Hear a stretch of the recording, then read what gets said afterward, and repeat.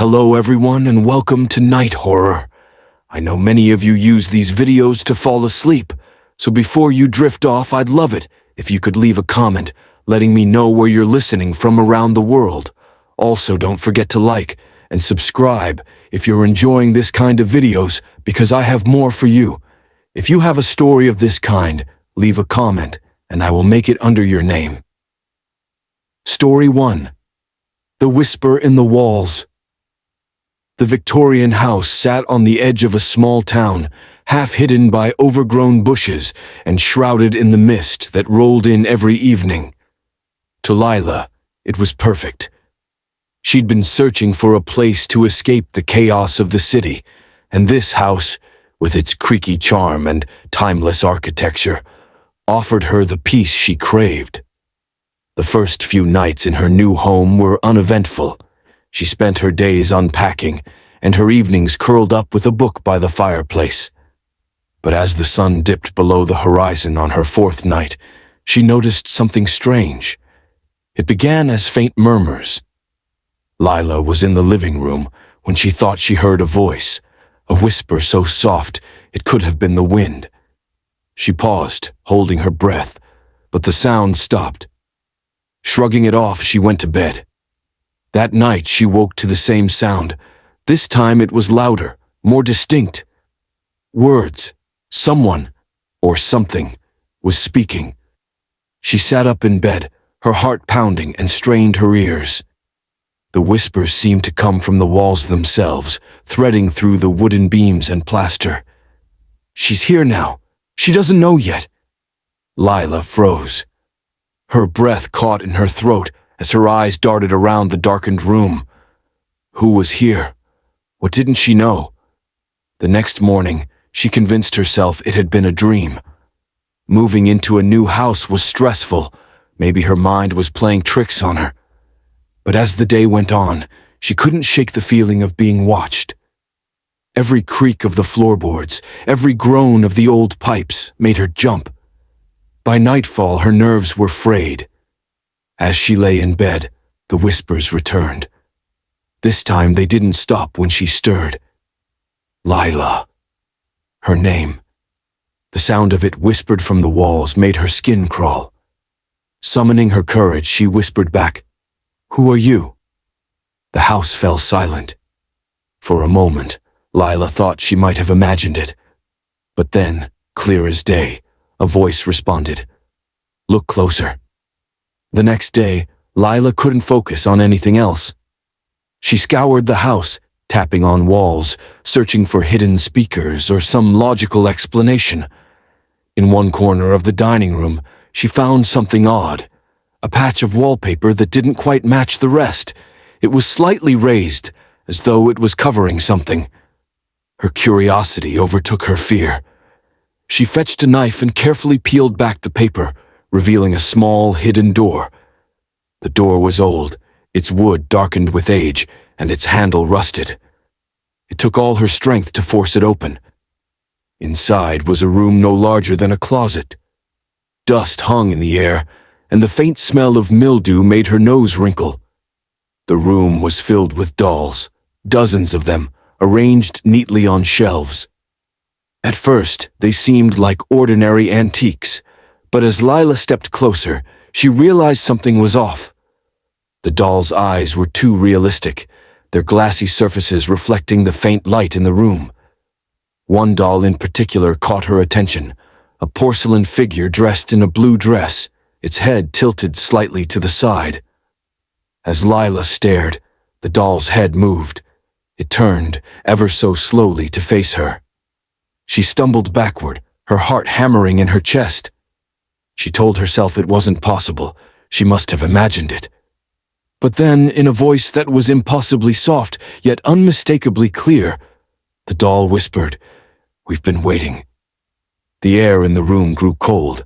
The doll's eyes seemed to follow her as she backed away. The whispers returned, louder now, echoing from the walls and the tiny mouths of the dolls. "You shouldn't have come here. You can't leave now." Lila ran from the room, slamming the hidden door shut behind her. But the whispers followed. They filled the house, growing louder and more insistent. She fled to the living room, clutching her phone to call for help, but the screen flickered and died. The lights in the house began to flicker too, plunging her into darkness. And then, from the corner of the room, she saw it, the doll in the blue dress. It stood there on its own, staring at her with unblinking eyes. Lila screamed, but no one could hear her. Story 2: The Curse of Hollow Creek. In the quiet countryside of England, there lay a forgotten village named Hollow Creek. The village was surrounded by dense ancient woods that locals referred to as the Whispering Forest. For generations, the villagers spoke of a curse that plagued their ancestors, a curse tied to a mysterious figure known as the Hollow Man. No one dared to enter the forest after dark, and even during the day, the villagers avoided the woods, whispering prayers of protection whenever they passed by. Sophia, a 27-year-old anthropologist, was fascinated by local folklore and superstitions. When she heard about Hollow Creek and its sinister tales, she knew she had to investigate. Driven by skepticism and curiosity, she packed her belongings and set off for the village. Upon arrival, Sophia noticed how eerily quiet the village was. The streets were empty, and the few villagers she saw quickly turned away from her, muttering warnings. An elderly woman named Agnes finally agreed to speak with her. "Leave, child," Agnes said, her voice trembling. "Hollow Creek is not safe for outsiders. The curse is real. If you value your life, stay away from the forest." Sophia smiled politely, but dismissed Agnes's warning as mere superstition. That evening, she settled into a small, crumbling inn at the edge of the village. As she unpacked her equipment, she reviewed the stories she had gathered. According to legend, the Hollow Man was a shadowy figure that emerged from the forest to claim souls. He was said to be the spirit of a man who had betrayed the villagers centuries ago, leading them into an ambush during a war. Curious and eager to uncover the truth, Sophia decided to explore the Whispering Forest the following day. The next morning, Sophia ventured into the woods with her camera, notebook, and a lantern. The forest was unnaturally silent. No birds sang, and even the wind seemed hesitant to move the leaves. As she walked deeper, she noticed strange carvings on the trees, symbols she couldn't decipher. Hours passed as Sophia documented her findings, but an unsettling feeling crept over her. She felt as if she were being watched. Dismissing it as paranoia, she pressed on. That's when she stumbled upon a clearing with a massive, decaying oak tree at its center. Beneath the tree lay a pile of bones, some human, others animal. Surrounding the tree were dozens of small, crude effigies made of twigs and cloth, each bearing a face carved in agonizing detail. Sophia's heart pounded as she realized she had stumbled upon something far more sinister than she had anticipated. She took several photographs and notes before deciding it was time to leave. But as she turned to retrace her steps, she found the path she had come through was gone. The forest seemed alive, shifting and closing in around her. Panic set in as she tried to navigate her way back, but every direction led her deeper into the woods. As dusk fell, Sophia's lantern flickered, and the whispers began. At first they were faint, just a soft murmur carried by the wind. But soon they grew louder, distinct, and horrifying. "Sophia!" Her name echoed through the trees, spoken in voices both familiar and foreign. She spun around, her lantern shaking, but there was no one there.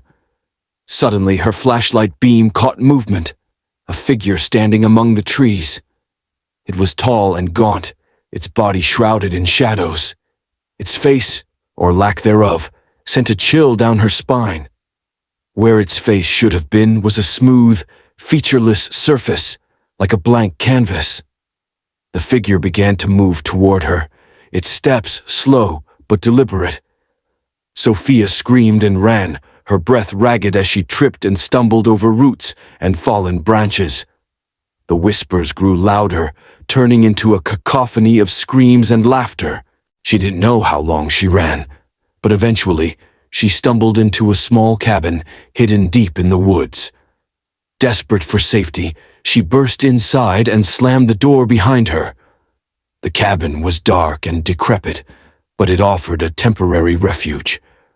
Inside, she found an old journal lying on a table. Its pages were filled with frantic scrawls, drawings of the symbols she had seen on the trees, and warnings. He watches. He waits. Don't look at his face. Sophia's hands trembled as she read the final entry. The hollow man doesn't just take your body. He takes your soul, leaving nothing but a shell. If you see him, it's already too late. A loud knock on the cabin door made her jump. It wasn't a normal knock. It was slow, deliberate, and impossibly loud, as if the door itself was being struck by an unseen force. "Sophia!" The voice was right outside the door now. Terrified, she backed away, clutching the journal to her chest. The knocking stopped, but the silence was worse. It pressed down on her, suffocating and heavy. Suddenly the door creaked open, though no one was there. The hollow man stepped inside, his featureless face reflecting the flickering light of her lantern. Sophia couldn't move, paralyzed by an overwhelming dread. He raised a hand, pointing at her. The whispers filled the room, deafening and maddening. The next morning, the villagers found Sophia's camera and notebook at the edge of the forest. There was no sign of her, but the photographs on her camera told a chilling story. The final image was a blurry shot of her terrified face, with a shadowy figure looming behind her. The villagers whispered prayers for her soul, knowing she had become yet another victim of the curse. To this day, no one dares to enter the whispering forest. The effigies remain beneath the ancient oak tree, and at night, if you listen closely, you might hear the whispers of those who were lost. And among them you might hear Sophia's voice, calling for help. The end. I am waiting for your stories to make it under your name.